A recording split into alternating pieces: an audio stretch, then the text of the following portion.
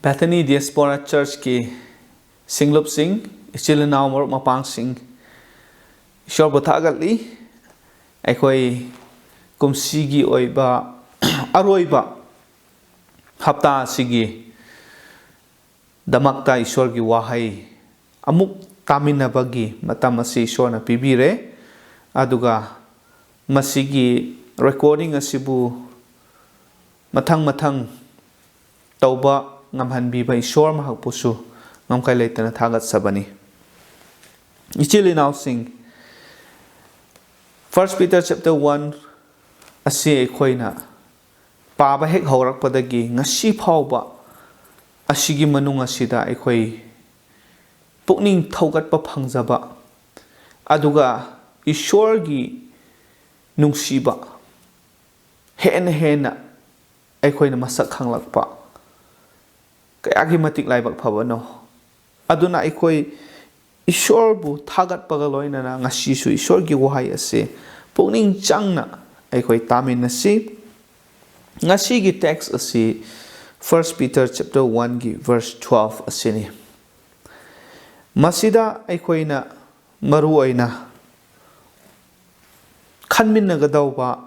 amadi study tawminagadaba ase karino hairaga those who have preached the gospel to you Nakhoida ishorgi Wapao gospel asibu Phongdokpibasing haibani aina Manipuri ki Bible asida aina pathok sarakke mayam munna taminasi verse 12 da makhoina masa mathanta gi damak nataduna ai khoi gi damak thaugal tawriba makhoida phongdokpirami waram sing asi sargadagi thabirakpa thawai asengbana aphaba wapao Phongdokpibasinggi mapana Nakhoida phongdokpire waram sing asi maram asigi maramda sargadut singna phauba yengninglammi Aphaba Wapao Phongdokpibasing haibani actually now sing gospel Aphaba Wapao asi aikhoigi damakta ishorna pibibani masigi maramasida aikhoina munna khaluba matamda gospel asigi maramna aikhoi Jesus Christa kanbiba mapu Prabhu mahakki maramda aikhoi khangba ngamlibani gospel asigi maramna ngasi ishorgi thawjal ishorgi nungsibase aikhoina uba phanglibani taba phanglibani aduga aikhoigi punsida masigi ishorgi thawjal asina aikhoi bu pubiribani aduna the gospel of the Lord Jesus Christ Prabhu Jesus Christa gi aphaba wapao ase karino haibasi aikhoina khangi aduga munna henasu khangnanaba aikhoi honaba darkar oi maramdi karigino hairaga sometimes this is misunderstood mi kharana masibu mayek sengna khangdabagi maramna lanna khanba lanna lawba kayasu leibani it also sadly taken too much for granted aduga mi kaya nadi amuka gospel asibu aphaba wapao asibu sandokpiduna tahan khraba matungdasu yamna laina khandokpa mamal laitaba karisu natabagumna khanba kayasu leiribani aduna ishorgi nungsibagi ishorgi thawjalgi maramna kanbiba mapu Prabhu Jesus Christa gi maramda aphaba wapao sandokliba tariba khudingmak ase aikhoigi damakta yamna laibak phabani haibasi ningsingba darkar oi aduna the gospel must be appreciated afresh masigi aphaba wapao ase aikhoina amuk nohonana yamna kari haisira appreciate tauba ama changi masibu yamna phaida ko masi yamna ekhoi gi damakta maru oi ko darkar oi ko haibasi amuk nauna ningsingba mathau tai haibani aduna this word from the apostle Peter is instructive masina ngasi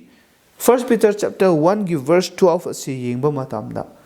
Peter na apostle Peter na mahakna iriba wahai asi yengba kanda yamna ekhoi gi damakta tamjaningai oye aduga instructive oye haibani aduga it is also inspirational Peter na hona na amuka believers sing thajaba sing adubu ningsing biba or ningsing han biba gospel asibu tarai na lauda bida yamna appreciate tawraga masigi aphaba se asukki matik mamal yami ko haibase amu hanna nauhona na ningsing jahan bani aduna it is so inspirational aikoi gi damakta so inspirational oye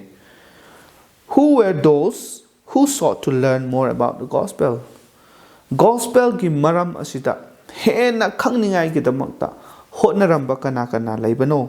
aikoina ishor gi wahi sastra asida pabada uba phangwadi ahanbada the ancient prophets of God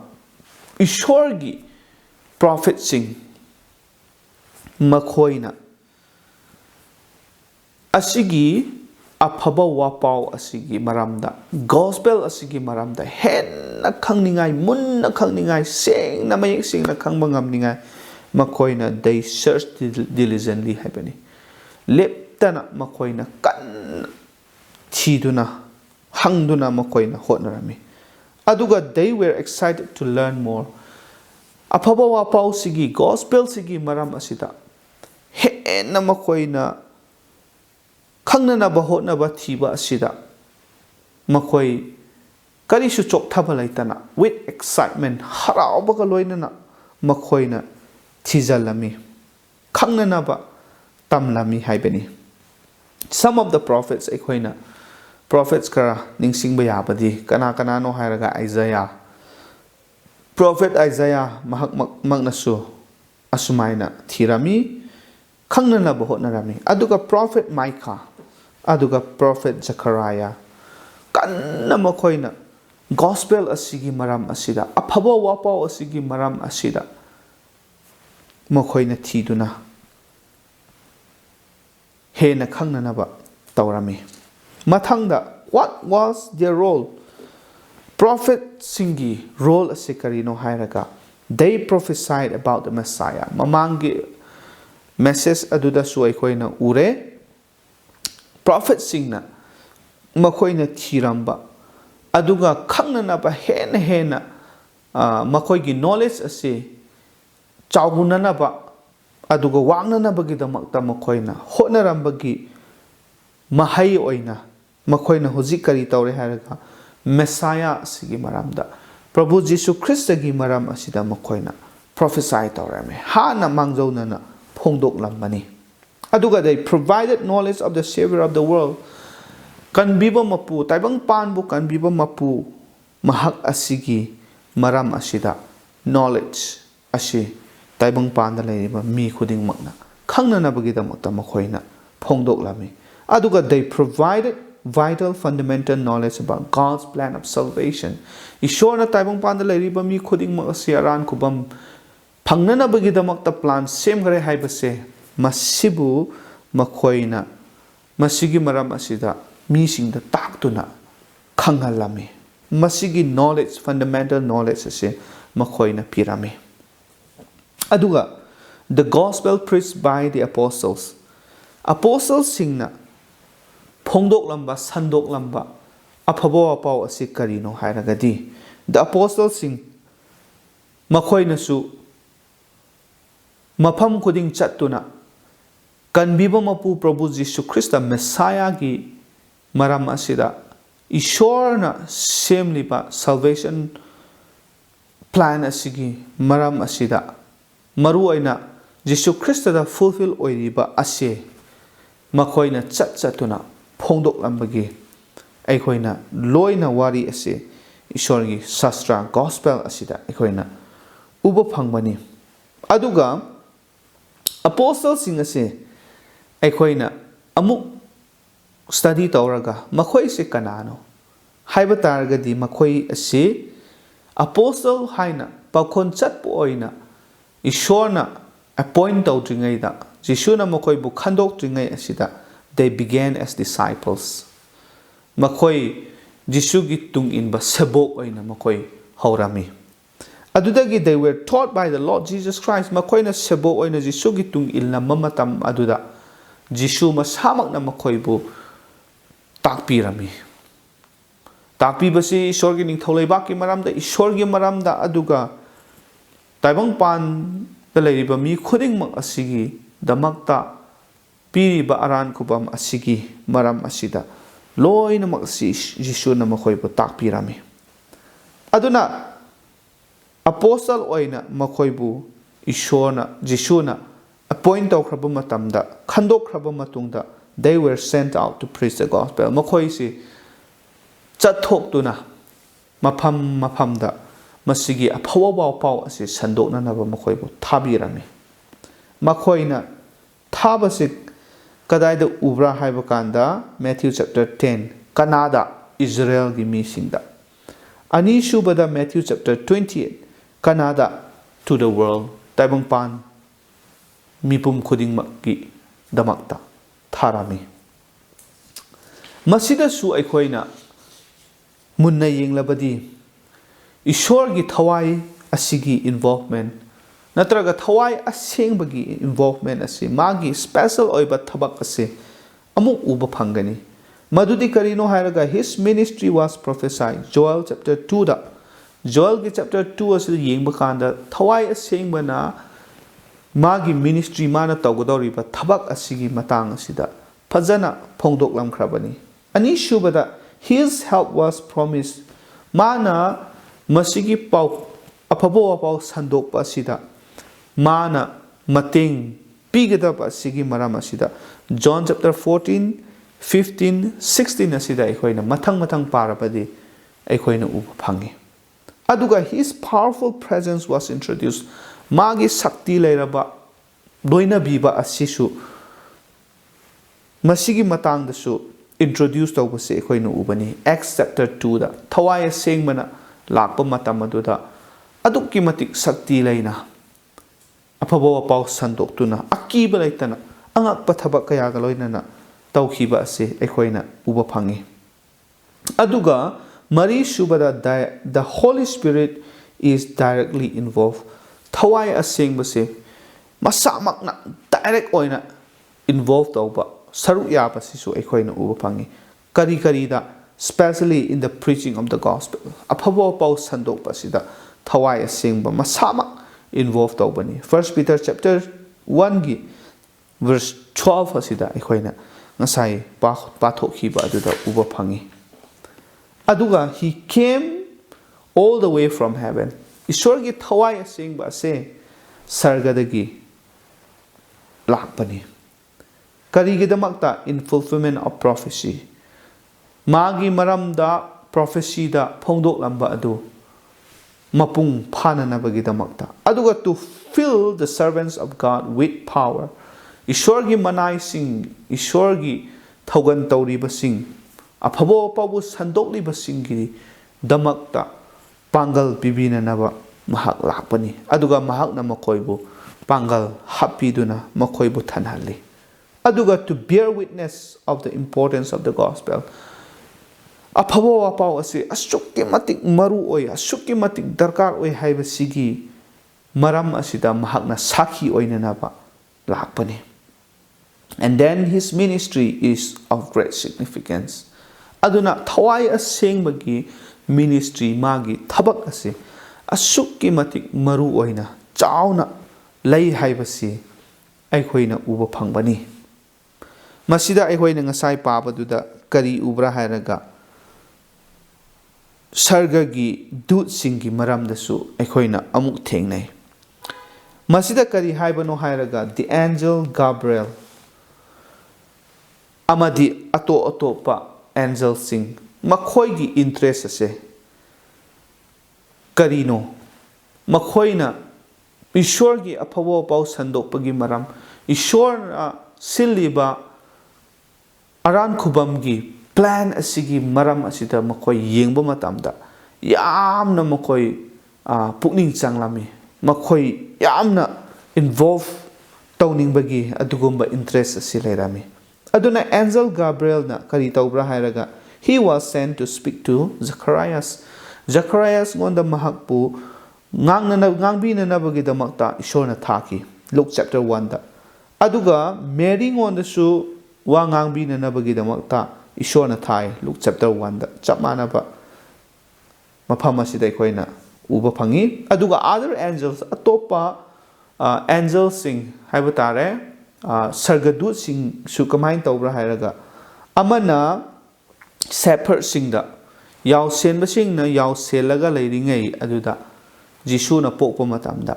angel appear ꯇꯧꯔꯒ ꯊꯣꯛꯂꯛꯇꯨꯅ ꯃꯈꯣꯏꯕꯨ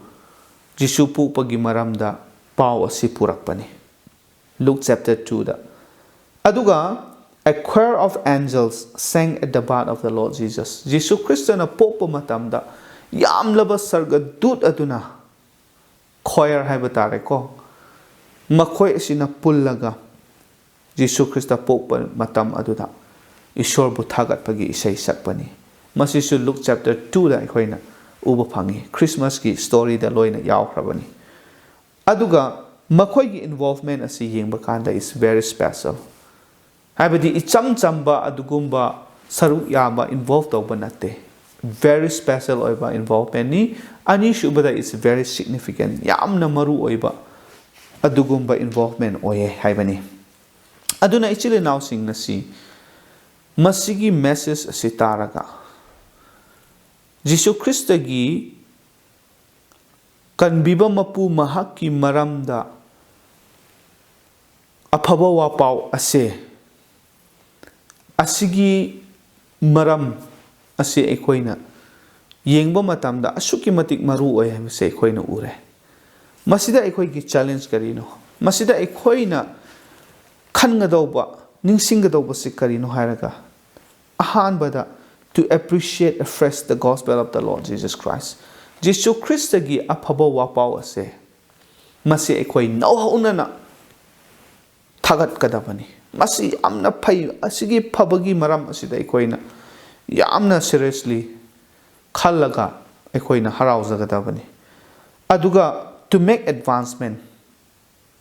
ꯑꯩꯈꯣꯏꯅ ꯍꯧꯖꯤꯛ ꯈꯪꯂꯤꯕ ꯑꯁꯤꯗꯒꯤ ꯍꯦꯟꯅ ꯈꯪꯕ ꯉꯝꯅꯤꯡꯉꯥꯏ ꯑꯩꯈꯣꯏ ꯍꯣꯠꯅꯕ ꯗꯔꯀꯥꯔ ꯑꯣꯏ ꯃꯗꯨꯗꯤ ꯀꯔꯤꯅꯣ ꯍꯥꯏꯔꯒ in our knowledge of the gospel ꯄ꯭ꯔꯚꯨ ꯖꯤꯁꯨ ꯈ꯭ꯔꯤꯁꯇꯒꯤ ꯑꯐꯕ ꯋꯥꯄꯥꯎ ꯑꯁꯦ ꯃꯁꯤ ꯑꯩꯈꯣꯏ ꯈꯔꯗꯤ ꯈꯪꯂꯦ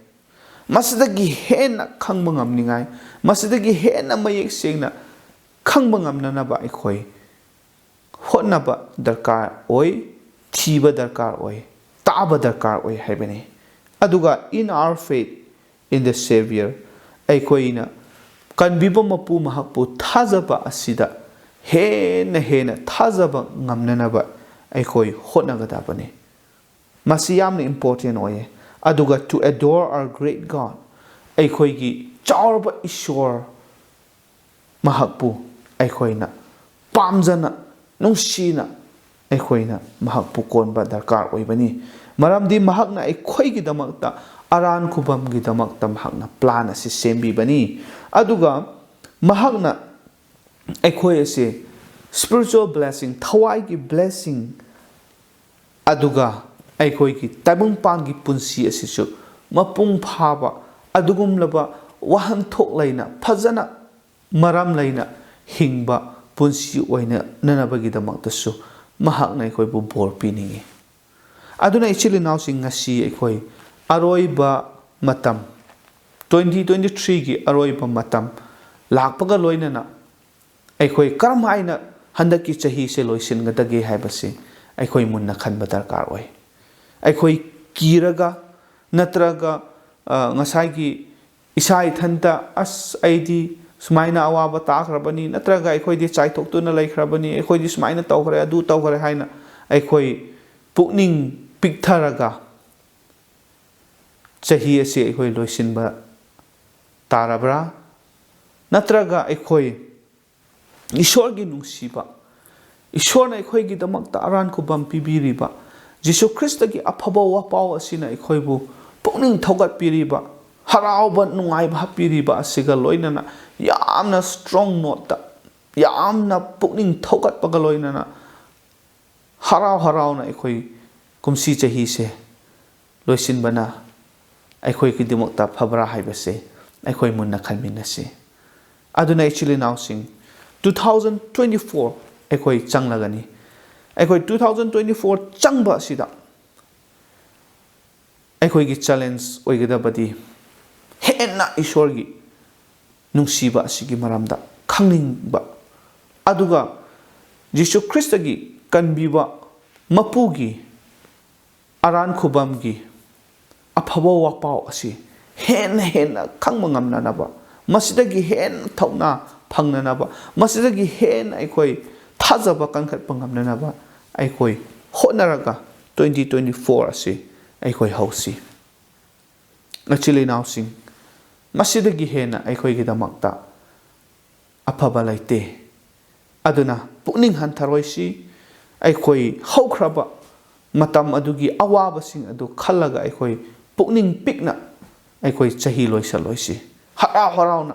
yengo akhoi 1 Peter chapter 1 verse 1 dagi hauraga verse 12 kitang khaktani akhoi na study tawminak pasida asi phawbada yengo akhoi kamu pukning thogat pa phangkare masida akhoi kamu pangal phangkare masida akhoi kayamu harauba phangkare adu oirabadi hena masidagi hena akhoi ishorgi wahai se paminarga taminaraga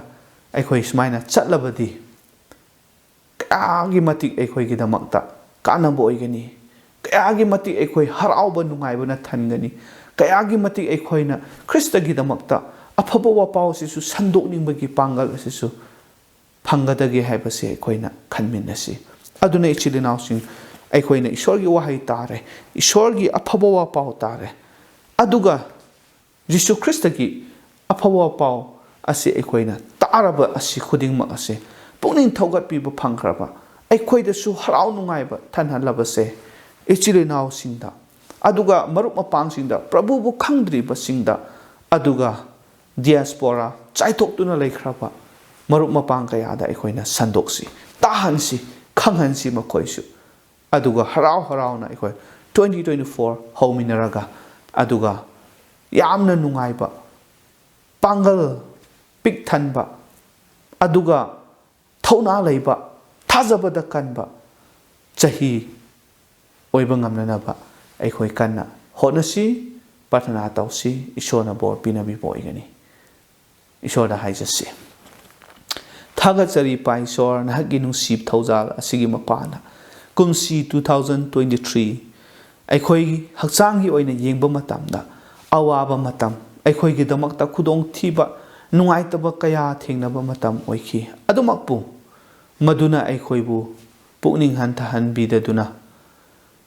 akhoi gi damakta nahakki wahai asidagi pukning thongat piba phanghan biba 1 Peter asidagi verses 1 to 12 si phawbagi manungda study tawminar basida akhoi bu pangal hapiba akhoi gi thajaba bu kan han biba aduga ishor nahakki thawjal asigi maramda su hena khanghan biba nahakpu thagat sabani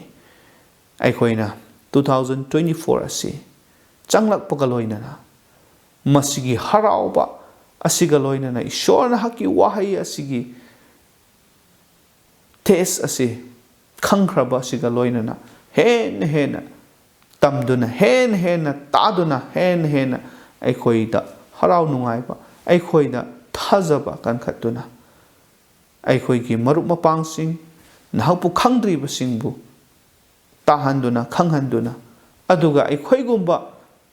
ichilenau marup mapang thajaba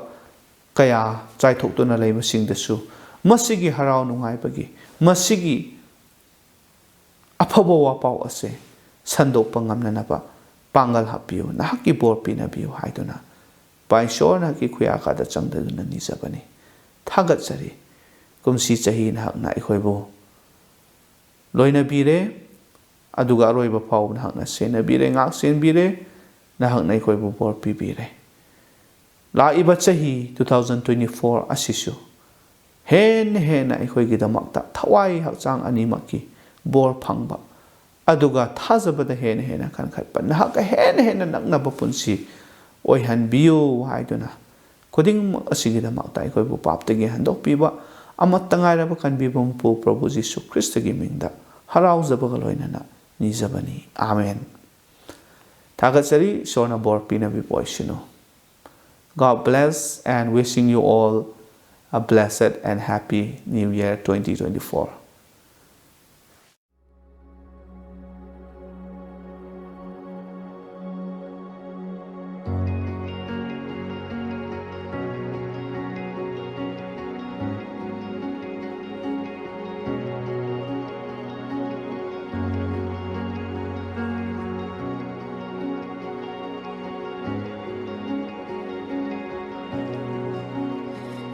I hear the Savior say,